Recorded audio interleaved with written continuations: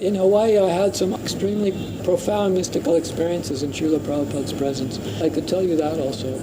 Any time to be in his presence was very special. Every motion that Prabhupada made. The thing about Srila Prabhupada is he was such in an exalted state of consciousness all the time that every little thing he did was very profoundly meaningful.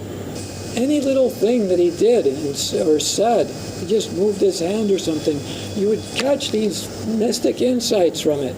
It was something very special about him. Another thing about Srila Prabhupada I'd like to mention, something which very much astonished me. Sometimes he would just be sitting there, and maybe he wasn't talking, nothing was happening, so for a few moments I was just perceiving him. If you've ever seen an infant, like about a few-month-old infant, they always give off this very sweet and innocence. It's just very apparent of a baby. They have this sweet innocence. Well, Prabhupada had that exact same vibration, only even more innocent than that, if you could imagine.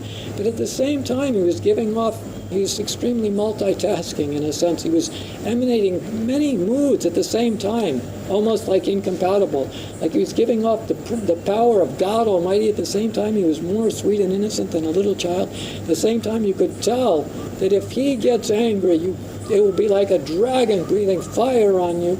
And at the same time, he's a great scholar. You know, scholarship, a person who's a scholar, they have a mood about them, you know what I mean? Well, Prabhupada had all of those moods simultaneously to a great extent. It was just another amazing quality about Srila Prabhupada, not to mention like a mystical experience or, you know, being awakened in another dimension. But Srila Prabhupada had amazing qualities simultaneously to a very great extent. That was another amazing thing. So Hawaii, I wanted to tell you, but the more context I give you, I think, in my opinion, the better actually it would be. This was 1975. Prabhupada was in very good health. Prabhupada was living in Hawaii. He stayed a long time in Hawaii because that place is the ultimate place. And even I've heard Srila Prabhupada made a comment, kind of in a joking way. Sometimes Prabhupada was in a kind of a silly and joking mood. He would manifest a kind of mood like that. And he would say, there is no enjoyment in this material world. I said, well, maybe in Hawaii there's a little bit. So it is a very beautiful place, the crystal clear waterfalls all over. Even the ocean, the water's this beautiful azure color, just like heaven. The only problem is mosquitoes. Oh my God, there's so many mosquitoes there. But the flower trees and all of that, fantastic. It's just this kind of beautiful place. So Prabhupada was there. It was a very good place for itself, and he was getting a lot of translating done. Also, being in Hawaii, a lot of people couldn't go there. Because in America, in LA, any place on the continent, devotees would converge. As many as there could get a vehicle and drive, and they would be there. Wherever Prabhupada went, there would be like a feeding frenzy of bhaktas. But in Hawaii, not that many people could go in those days.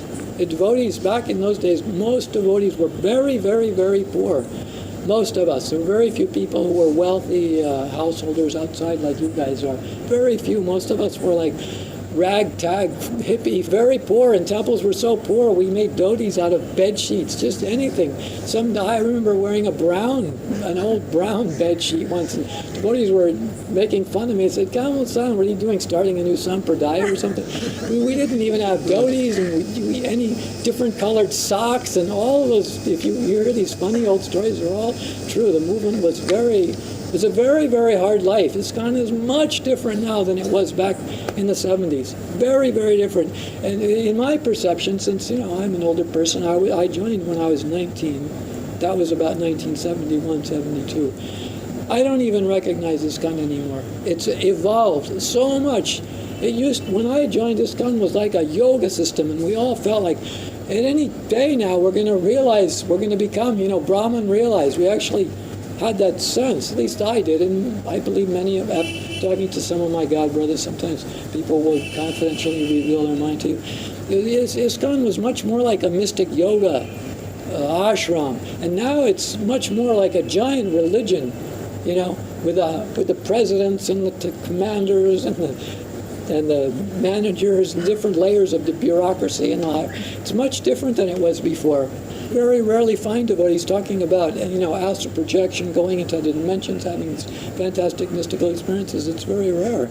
At least for me, I can speak from my own experience. It's now much more like a religion than a yoga system, to me. Although I'm not rejecting it or anything, I'm just saying it's very different than it was.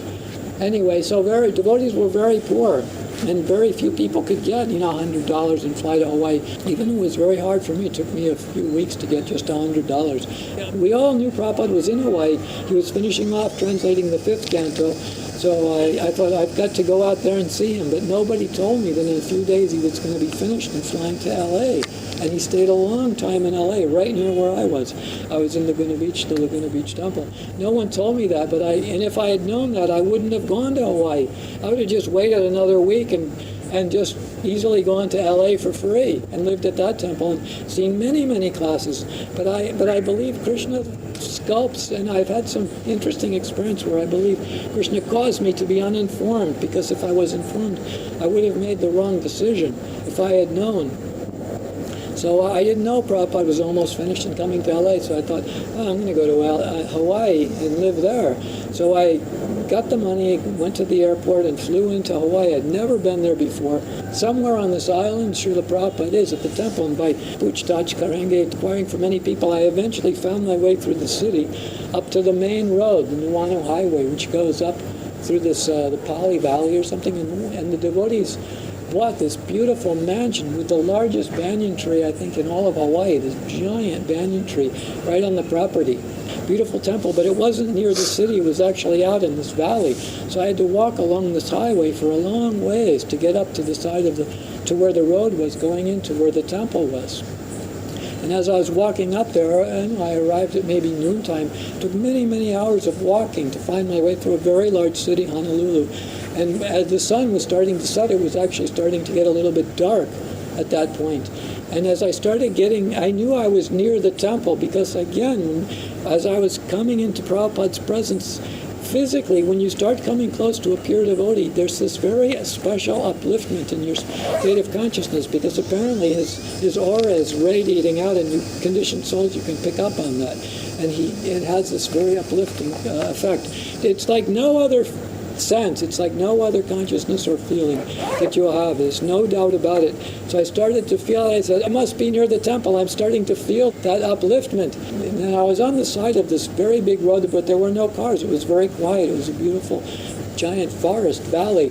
So I started chanting, and I started to feel like kind of silly and joyful. And although I never usually do such a thing, I just put my hands up like this, and I said, Hare Krishna, just out of happiness. And Hare Krishna, and I felt something hit my hand. Something just tapped my hand, and I thought, that's strange. There's nothing in the air, no rain or anything. Something hit my hand right there, this hand. Ding, and I pulled my hand down, and I looked, and there was a great big bee there, and it was stinging me. And I flipped the bee off. If you've ever been stung by a bee, it's very painful for about 3 days. And I had that bee sting right there. Then I found my way to the temple. I'm telling you about the bee because something happened which has to do with that. A few days after that, after a certain experience, that's why I mentioned about the bee stinging me. And just think, what are the chances? You just happen to put your hands in the air, and then just perfectly at timing where a bee just happened to be flying in that same trajectory and intersected there. So I came up to the temple, and then something very amazing happened. I think the most glorious and spectacular event in all of my incarnations up till this lifetime that I'm in right now happened in Hawaii. And I believe that Krishna caused me to crave a desire to go there, and to go to Hawaii. As I'd mentioned to you, if I had heard he was coming to LA in a few days, I never would have gone to Hawaii. But I had an appointment with destiny, and my destiny was in Hawaii, and that's where this thing was going to happen. So I want to tell you that story. So I came there, and there was many, many beautiful trees around Hawaii, which give off flowers. So Srila Prabhupada was living at the temple, but he never gave class. Other devotees were giving class. He was very much focusing in on finishing off the 5th canto of the Srimad Bhagavatam. So he wasn't giving any classes. In the morning, we had Mangal Artik, and during Mangal Artik, When we wouldn't see him, then a few devotees and his servants would get in a car and drive out to the ocean, and he would do his morning walk only with a very select group of devotees, like the sannyasis and the presidents and the big money people.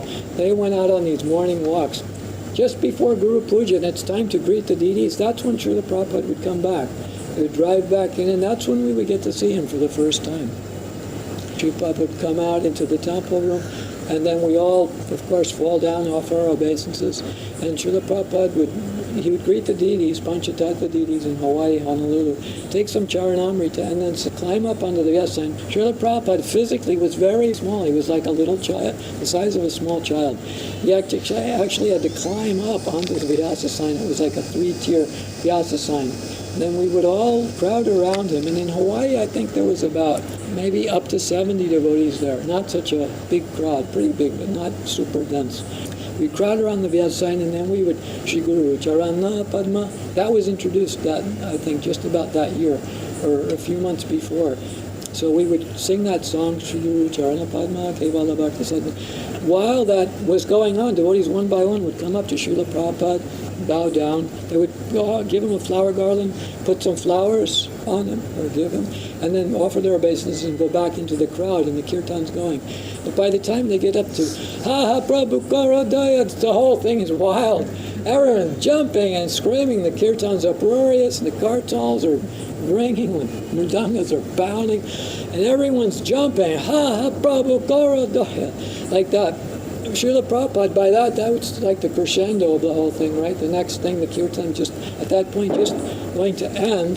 The devotees would settle down. Prabhupada would get up to the Vyasa sign.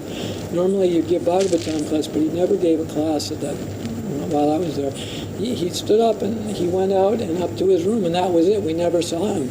But a few times, his servants would come down from their room, and they'd have a tray, and they'd offer Prabhupada an awful lot of food. I don't think a person could have, but they did that on purpose. I think so, at least I hope so, just because that means there would be some Mahaprasadam from the Guru, enough to distribute. And a few times I got to eat food off of Srila Prabhupada's plate.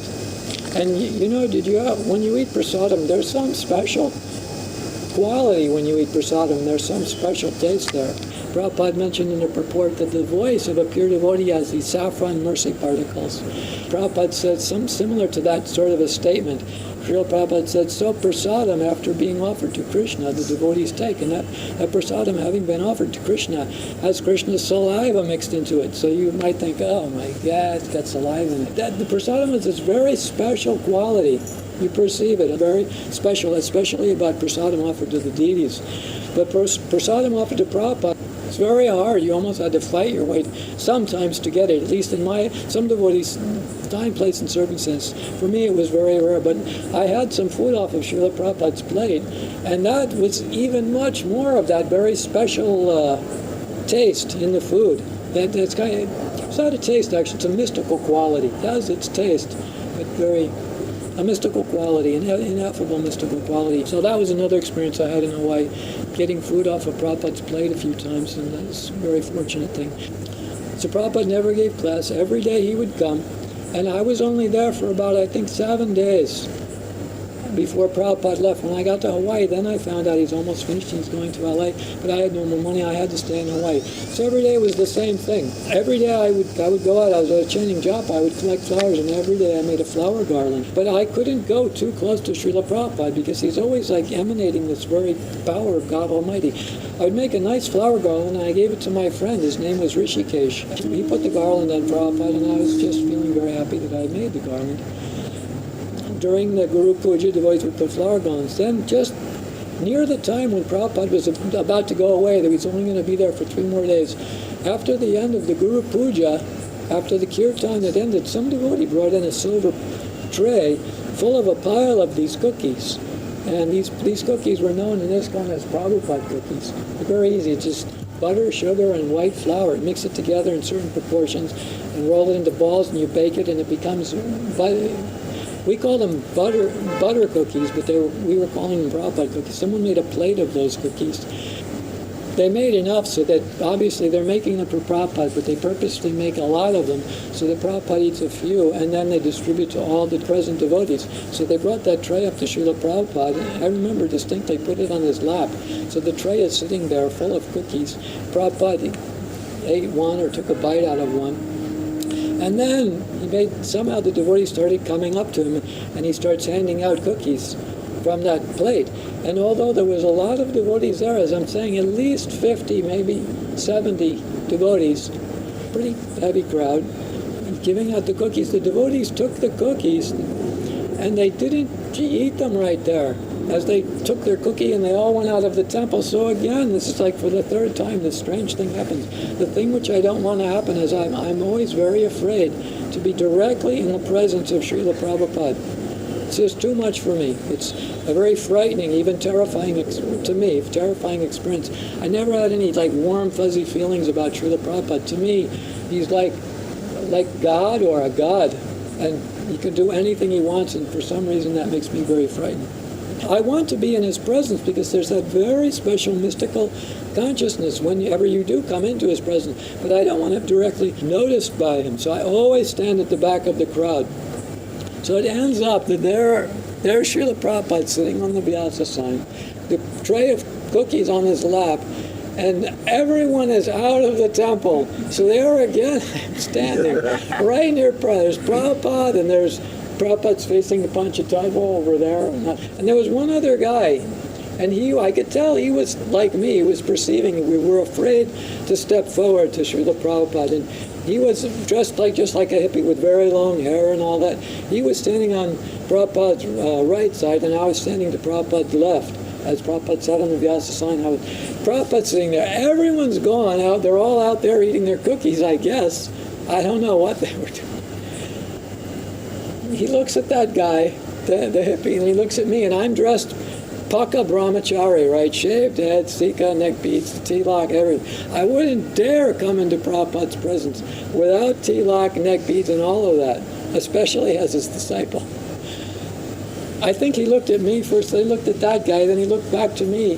He said to me, the only thing which he ever said to me in this world, and fortunately, I'm very sure to tell you, Prabhupada does come and talk to us in our dreams. I know, and some of my God brothers also. And why can I say that? Because in a dream, I've had dreams where Prabhupada was there, and I know it wasn't Prabhupada. It was a figment of my imagination, Prabhupada. But I've met Prabhupada in the dream. He sometimes will interface with a disciple through the dream realm.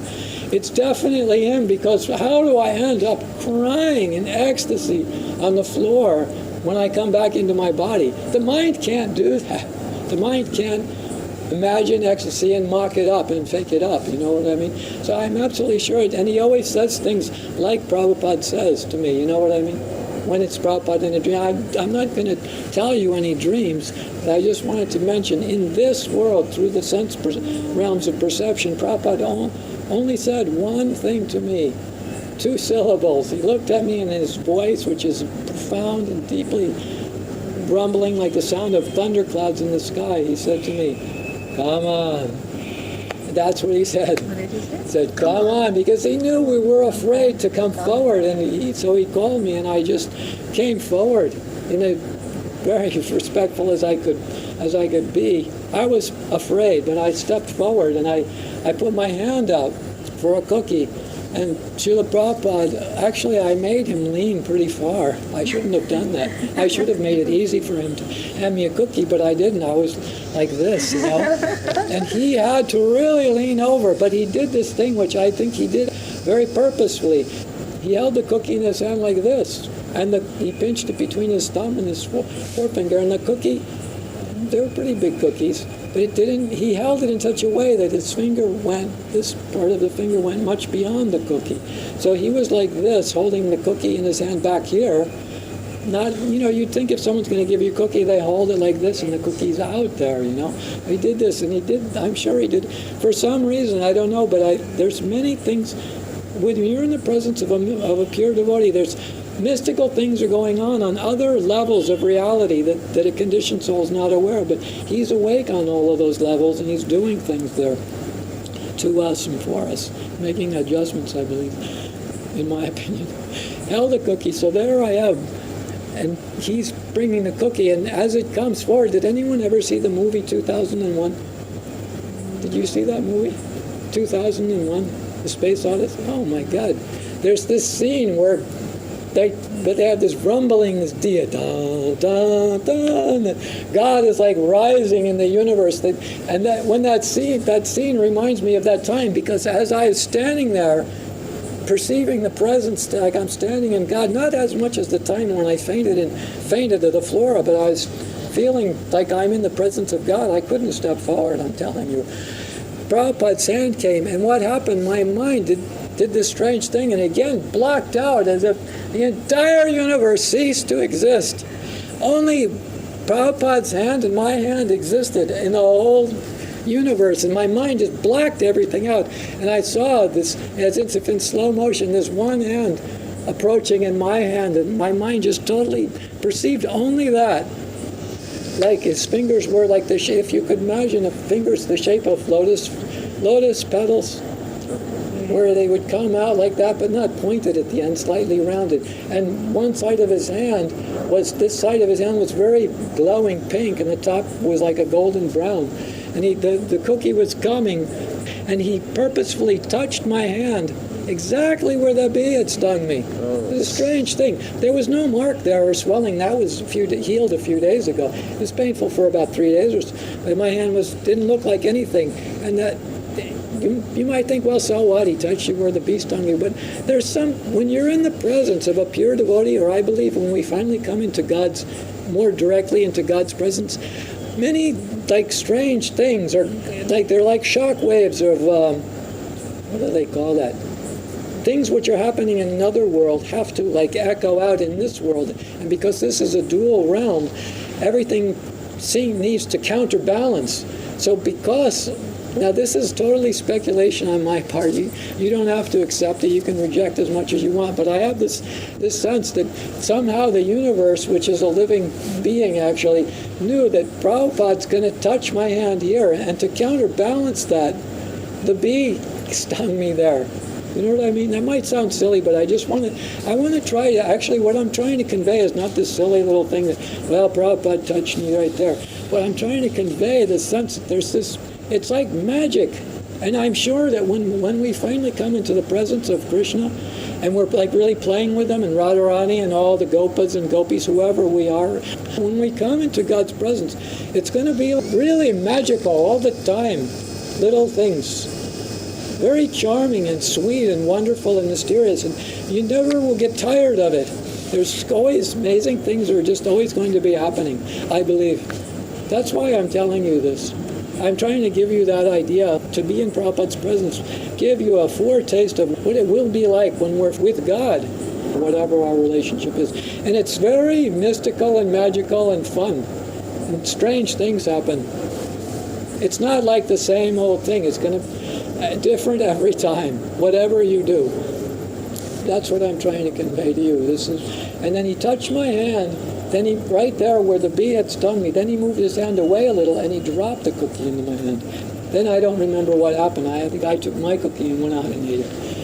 But there was a strange thing that I don't want to be alone with Prabhupada, but this thing happened and I end up, there I am, there's Jagat Guru, and I'm standing just a few feet away. The thing which I very much didn't want to happen. So it's kind of like Krishna does these funny things. He caused these funny things to happen. There's a lot of things, actually. It'll take a long time, but I'm going to just cut to the chase, and I'm going to tell you this thing which happened. But I have to mention, it was a two-step process, so far as my conscious mind is aware. So we knew Prabhupada's only going to be there for a few days, but I didn't know exactly which day he was going to leave. Then one day, as the kirtan's going, Shri Guru, Charana, Padma, Kevala Bhakti, Sadma, and the devotees are putting flower garlands on Srila Prabhupada. The kirtan is coming to the end, but it was still going at a very uproarious level, like the crescendo of the kirtan. Ha ha Prabhu Karadaya. And at that point, usually people are really jumping. And I was standing way at the back of the crowd over where that light was, not so far as that light, but practically over there near those flowers, pretty far away from Srila Prabhupada. And there's many more closer circles, semicircles of layers of devotees going out that way. So Prabhupada starts to uncover his body with the flowers. So he would grab the flowers and start throwing them out.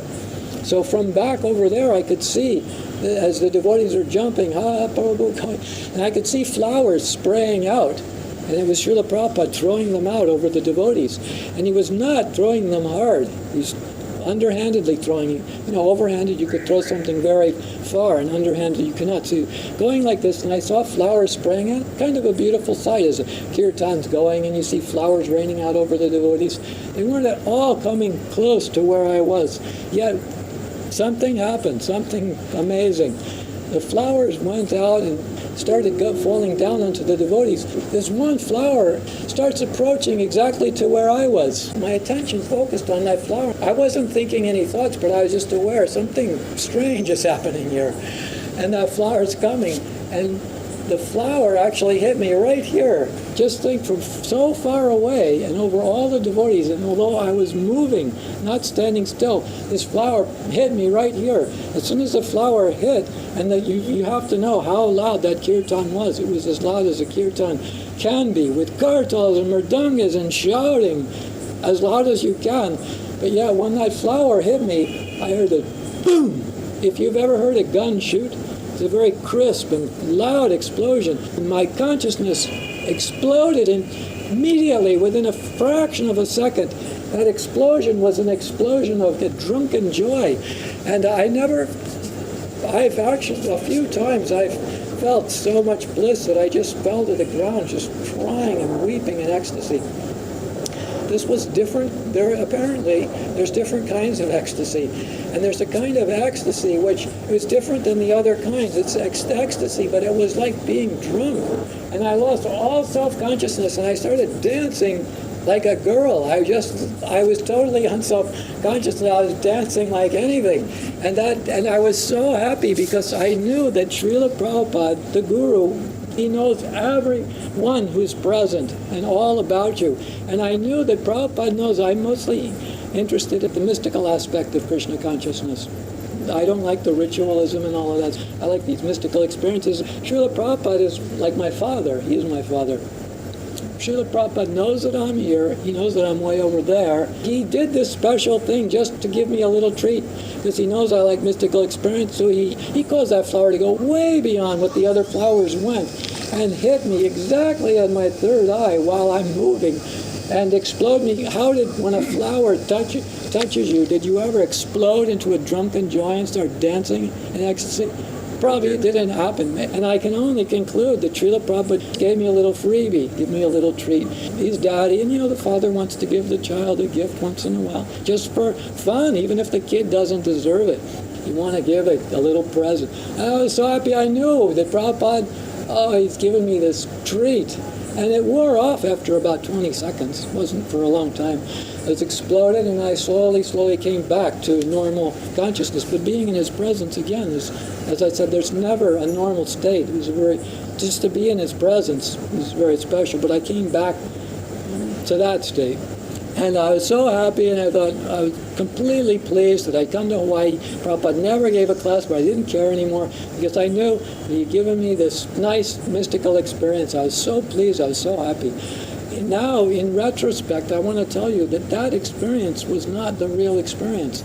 But that experience was to prepare me for what he was going to do the next day, which was very, very amazing. In other words, the pure devotee, this is another total speculation on my part based on my own experiences. A pure devotee sees this world as we see it, but he also sees everything from within, which is a very interesting way of seeing things. You can't imagine what it is, but you can see everything about everybody, for everyone's like an open book. In my opinion, he did that flower thing in order to open my third eye. It was too closed, I think he saw, and it needed to be open so that he could do the other thing to me. This is my speculation, but I don't have any, I don't mind telling you. You're free to reject that if you want. So the next day, Prabhupada was leaving. That was the day he was going to leave. So the same thing happens. He comes back from his morning walk, worshiping for Guru Puja. We knew that was the last day. He's going to get up from off the Vyasa sign, get in his car and go to the airport and fly to LA. And the kirtan and the flowers, he took the flowers off of his lap and he started to get up off the Vyasa sign by pushing himself up a little with his arms, and then he would move his leg out and get down off the Vyasa sign. The devotees were all sitting around him. Shruti Kirti was right there. Everything was totally quiet. The kirtan ended. Everyone silent. Kind of a sad mood because we all knew he was going to be going. As he's pushing himself up, suddenly Shruti Kirti yells very loudly. It was very surprising to me. And even Srila Prabhupada was surprised. Wait, you can speak something. We have some time. And when he did that, Srila Prabhupada immediately dropped himself back down into the Vyasa sign as if he was a very obedient child of Shruti Kirti, or student of him. The devotee starts to arrange a microphone. Everyone was sitting on the floor around him. As I stood pretty far away from Prabhupada, maybe like 20 feet away from him, I wanted an unobstructed view. If you sit on the floor, sometimes someone can partly block your view. And as I mentioned, I wanted to see every little motion that he made, because everything he did was very meaningful.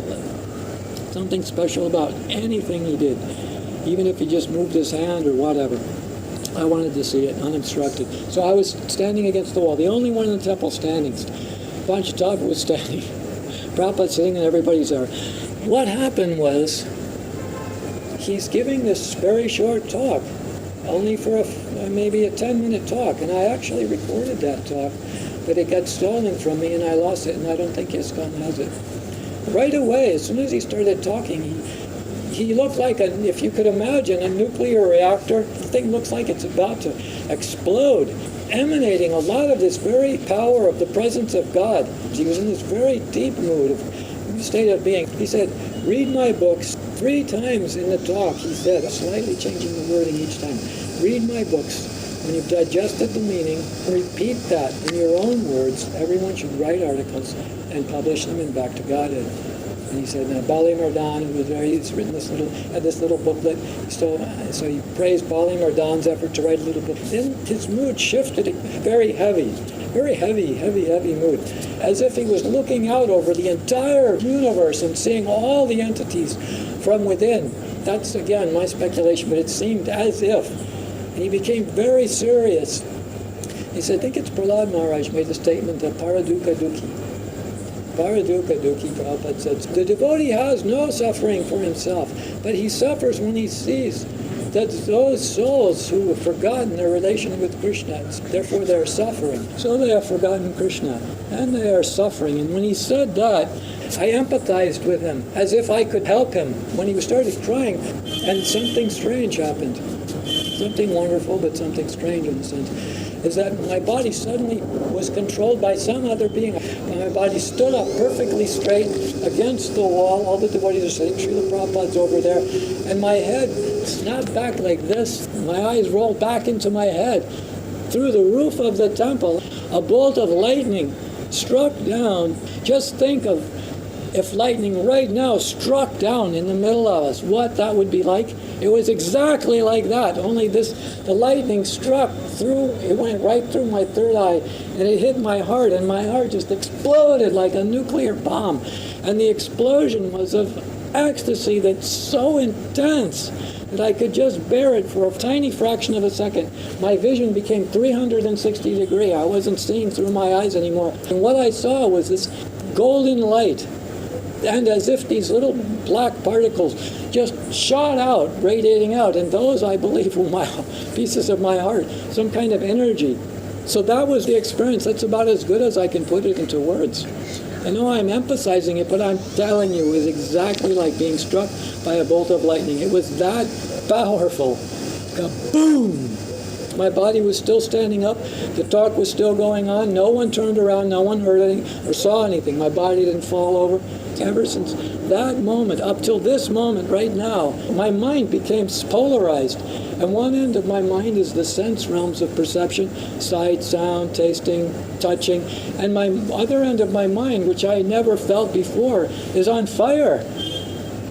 He took some kind of energy and he actually exploded my Atman from within. and blew a hole in it from the other side. And that hole never came back together. And it was just increasing more and more all the time. And I feel like I'm going to be devoured by this fire. It's so hot, you can't bear it, but it's so sweet, you can't stop drinking it. There's the description, Krishnadas Kaviraj, drinking hot sugarcane juice. It's so hot that it's burning your mouth, but at the same time it's so sweet, you can't stop drinking it. Or, he said, in this one shloka, or it could be said that blissfulness is like you're drinking a cup of the most deadly poison ever known to man, that if you just touching your lips, it will kill you immediately. But at the same time as you're sipping that deadly, deadly poison, someone, somewhere is pouring nectar on the top of your head that's blissful at the same time. And that's exactly what this experience is like. There's some kind of a sadhana that was just given to me. And I don't know how many of my God brothers are also doing the same sadhana. But I know from listening to those talks that there's one other devotee who says that I was struck by a bolt of lightning. And he lives in New Vrindavan. I would love to talk to that guy and see what experiences he's had in his life after having had, if it's similar to the things which I'd experienced. Oh God, I remembered his name a few days ago, but now I can't. But let me tell you his experience. This devotee would sit out the door and nobody could go in to Srila Prabhupada. So he was that, he was a guard. So he said as he was sitting there, and Srila Prabhupada went out of the room because the bathroom was not attached. Prabhupada had to go out. So the door opened, he said, oh, it's Prabhupada, and Prabhupada goes to the bathroom. A few minutes later, Prabhupada comes back. Prabhupada walked by him going into his room, and he was sitting on the floor. Prabhupada put his hand on that guy's head. So when Prabhupada put his hand on my head, he said, I was struck by lightning. And I'm sure it was the same experience. It's like you were struck by lightning. It's very powerful. 4th of July, 1974. Srila Prabhupada's writing letters in his room. Stand outside this door and don't let anybody in. And he said he probably won't come out, so don't worry. So I'm standing by Prabhupada's door, and sure enough, a minute later, right after Sri Govinda leaves, Prabhupada comes out, opens the door, I pay my obeisances. Prabhupada walked into the back bathroom. When he came back, I was still on my knees. In one swift motion, Srila Prabhupada walked past me, put his hand on my head, said, Hare Krishna, and walked in his room. But when Srila Prabhupada put his hand on my head, it was like a lightning bolt had hit me. That's how I can describe it. I was completely surcharged with ecstasy. And a couple minutes later, Sri Govinda walks in to check on me. And as he turned a corner, he looked at me and he stopped. And he's going, Charnakart, you're glowing. And I just tried to say, Prabhupada. And he said, no, you're glowing. And I said, Prabhupada, just touch my head. So Prabhupada touched my head and gave me unlimited mercy, made me ecstatic. If anyone has a book by Bhakti Vinod Thakur, it's called The Life and Teachings of Sri Chaitanya Mahaprabhu. It's a little book that ISKCON doesn't publish it, the Gaudiya Math publishes it. And in that book has a brief biography of Lord Chaitanya, and then an elaboration of, they call it Dasha Mula, the 10 principles which are extracted from the teachings of the Shikshastakam. When you have an experience like this, you want to see what the scriptures say about it, right? And I couldn't find anything. But this one thing I found. In the 6th Dasha Mula, Bhakti Vinod Thakur says Bhakti is like electricity or magnetism in matter. And it conducts itself from one congenial soul to another. And he says, as a result of Shukriti, it's like one candle can light another candle. And that candle can light other candles once that candle is lit. And he says, Bhakti, like electricity or magnetism, it passes from one being to another. You receive a flash of the principle from the Guru, and then that who you receive the flash of that principle from, that is your Sadguru. I came across a description of the experience in a book by Thakur Bhaktivinod, Sri Chaitanya Mahaprabhu, His Life and Precepts. The quote is, Bhakti is a principle which comes from soul to soul, and like electricity or magnetism in gross matter, it conducts itself from one congenial soul to another. Shukriti, acts which have a tendency to bring spiritual culture, brings one in contact with the sincere Vaishnava, from whom the man at first imbibes Shraddha, or faith in spirit, and, being then capable of receiving bhakti, obtains a flash of that principle from the Vaishnava, who is the actual guru of the man. That's the exact experience, receiving a flash of that principle. And I'm sure that's the experience he's talking about. It's a flash of the principle, the bhakti principle, which seemed to me like lightning, golden lightning. But the ecstasy was, I could only bear it for a fraction of a second, or I was literally exploded like a nuclear bomb. But there's a verse, sadhu sangha sarva shastrehaya, lavamatra sadhu sangha sarva siddhihaya. That sadhu sangha sarva shastrehaya means associating with the sadhus. All the scriptures say, lavamatra sadhu sangha. Lavamatra means the smallest amount of time that can be measured. Exactly what I experienced. It was a fraction of a second. Lavamatra sadhu sangha, sarva siddhihaya. All perfections come from that. That's a kind of a sadhana. I think there's many ways of going back to Godhead, and this is one of the ways. That the Guru just blows a hole in your soul. Boom.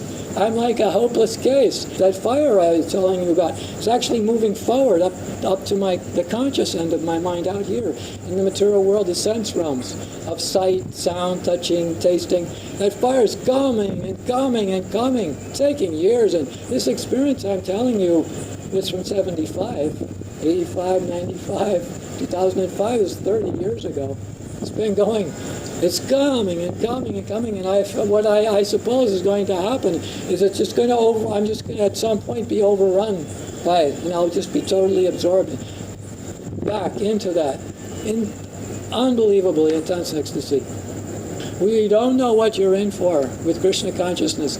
Whatever you think Krishna consciousness is, it's not that. It's impossible to be that. The mind cannot possibly know what Krishna consciousness really is. I'm telling you, it's so fantastic, it's so shocking, it's so amazing. Infinity is the beginnings of Krishna consciousness. Infinity.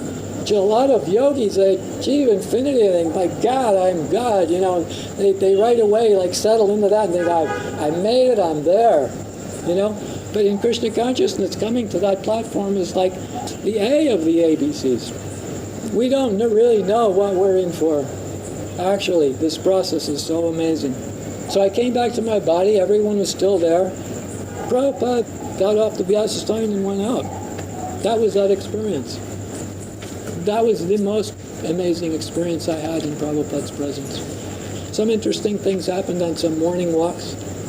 Basically, what I hope you take away from this is the fact that there's nobody like Prabhupada. Whoever is in that state of consciousness is a magical, mystical entity. And it's so much fun to be in their presence.